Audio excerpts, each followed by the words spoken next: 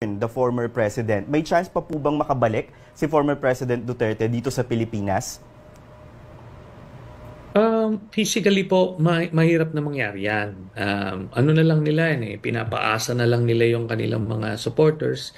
At kasi mangyari nito, hindi naman na nila makokontak habang airborne yung eroplano. Paglapag doon, nasa jurisdiction na sila ng ICC tsaka ng Dutch authorities. So immediately ite-turn over si Duterte sa ICC, tapos ite-turn over naman siya doon sa Dutch law enforcement authorities para siya ay ididetine. Ngayon, habang inaantay yung kanyang mga hearings. So ganoon na mangyari. Paano uutusan ng Supreme Court ng Pilipinas yung gobyerno ng Netherlands? Hindi na po mangyari yon. Pero ayan pong mga... Okay, abrihan na lang guys.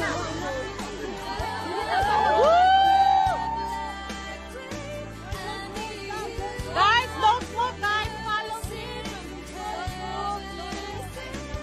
Please follow protocol.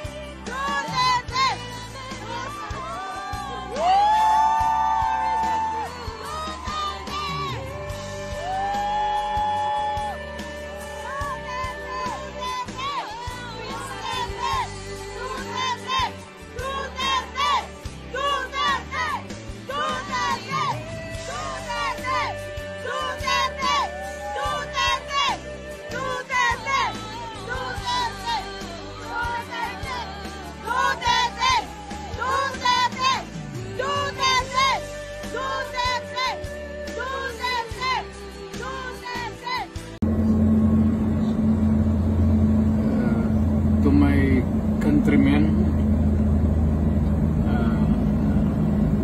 just to give you the current situation, I am about to land sa Hague. Galing ako Dubai, stopover for it's a long haul, it's a long flight.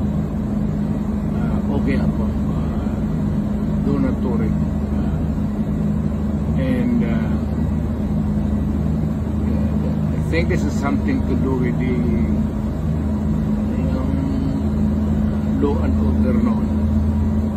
At sinasabi ko naman sa mga pulis, military na trabaho kayo at ako ang managot.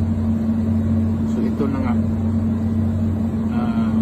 For all of the whatever happened in the past, ako na yung nag-front sa ating law enforcement at military. Sinabi ko na I will protect you and ako ang managot sa lahat. Will be a long legal proceedings. But I say to you, I will continue to serve my country, and so be it. Ganun ang destiny ko. Salamat.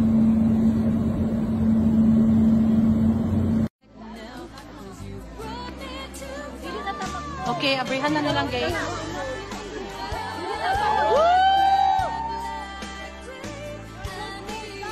Guys, don't smoke guys. Follow. Please follow protocol.